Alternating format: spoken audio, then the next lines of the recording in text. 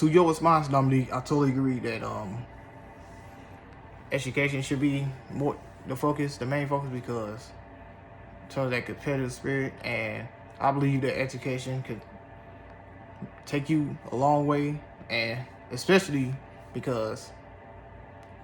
as a kid, you're not really thinking about post-retirement if you make it to your sport, but if you do make it to your sport and when you're visually retired, you should have a plan B after you retire, because you just can't sit around and do nothing when you're retired. You have to have that mindset of you got to keep grinding, you got to keep going, and the competitive spirit, competitive spirit aspect is also important, because a lot of people don't handle losing well, and we should teach these kids at a young age that it's okay to lose, and it's okay to fail, because failing is a part of life, and you can use that failure to learn lessons, and you can apply that failure to help you grind harder and practice harder and help you mentally. So, and the second question was, who should govern our sports, youth sports? And it definitely depends on the organization, because some of these organizations are shady. They can manipulate you, and more importantly, manipulate your child, and that can lead into lots of trouble. That can lead to you getting scammed or robbed or etc. So have trustworthy people around you, have people that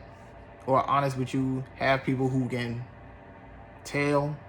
if that organization is bad for your kid, and most importantly, you should listen to your kid, because they're the ones who are putting their bodies on the line, and you should let your kid have a say in what sport they should play. And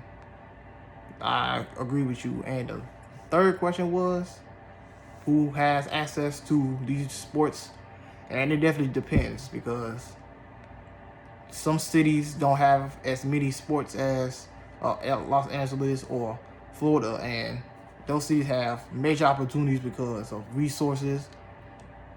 economic status, and weather, and etc. So